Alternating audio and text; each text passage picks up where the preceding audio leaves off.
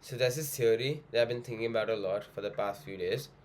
It has to do with how, why engagement is a very big factor in the performance of your Facebook ad. So engagement means like how scroll stopping your ad is, okay?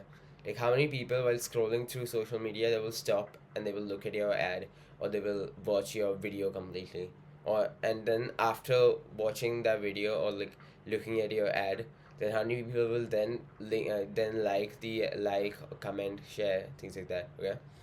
So that's engagement. So why is engagement important, okay? And now this theory was originally brought up by my fellow marketer Nick Theriot. Okay, you can watch his video by clicking on the link down below. So it goes like this: that Facebook is always prioritizing its users compared to other advertisers, right? So Facebook will always prioritize the user experience, okay, and make sure that users are spending as much time as possible on their platforms compared to the results that advertisers are getting. So if an ad is not that engaging, okay, and people don't want to look at it at all, okay, so it will kind of deteriorate the user experience, right? And it will make people to not want to spend as much time on Facebook. So Facebook is sort of incentivized to not show that ad to as many people as possible. So then Facebook will hike up the price of showing that ad to people. Okay, so Facebook will hike up the CPM. So that would obviously then lead to having poor ad performance, right? So the opposite of that would be if an ad is highly engaging, okay, and a lot of people liking that ad, commenting, sharing, and everything like that, then Facebook would be incentivized to show that ad to more people, and will reduce CPMs and reduce the price of showing that ad to the same number of people. Okay, I hope you get what I'm saying.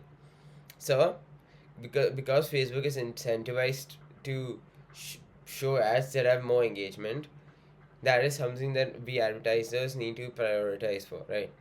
And if you ask any good marketer, okay, they will say that there's a correlation between the number of shares, likes, and comments and ad gets compared to how the ad is performing. Okay, so that is a very important factor while making ads. Okay, but that's not the only thing, because if you're prioritizing engagement and you're prioritizing the number of shares, comments, and likes of ad gets, your ad even though it'll be highly engaging, it has to be converting as well, right?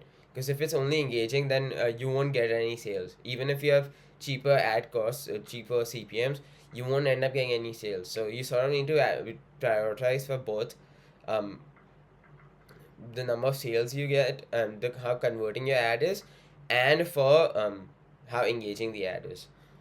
So I've been thinking about a lot about that lately, okay? And if you go deep down into solving both of these questions, the answer is like basically all of marketing psychology, right? You need to get everything right to optimize for both of these different factors. You need you need to speak to your audience really well. You need a good mechanism, and basically all of good consumer psychology, right?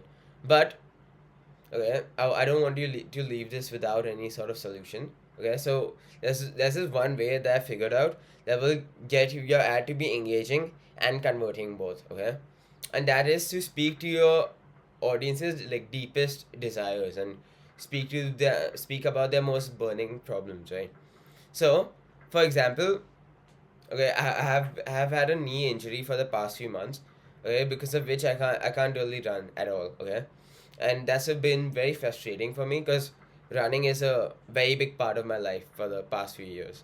So now, because of that knee injury, right? If I see any video, okay, speaking about like how to fix patellar tendonitis, which is a condition that I have, if I see any video about that, I would be very I'll be very incentivized to click on that video, right? And I would want to watch that video regardless of what it says. But now, if I want to then watch that video and go on the ad, then I will have the ad will also have to be converting, right? So for it to be converting, it kind of needs to give me a positive. It needs to give me like a positive sign that the desire that I have of my knee being fixed and me being able to run again, the desire is like is a high, has a high likelihood of being achieved.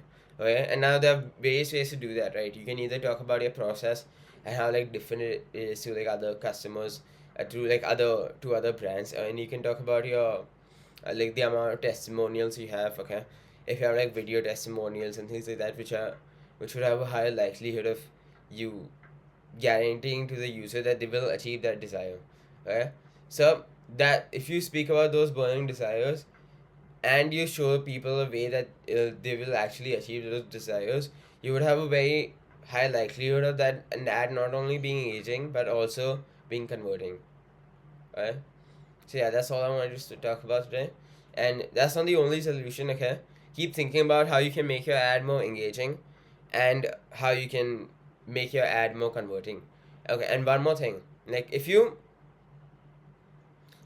truly you need to it's kind of like a bullshit test. Okay, to if you truly believe that people will you have to kind of ask yourself this question. Okay, do you truly believe that people leave everything that they're doing, okay, and leave everything aside, like scrolling through Instagram or Facebook is a very high dopamine thing, right?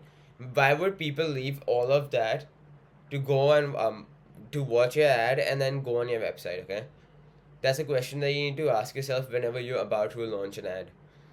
And people would do that. Okay, people would do that if you speak to their to their deepest desires and the deepest problems that they might be facing. So yeah, have a good day and happy advertising.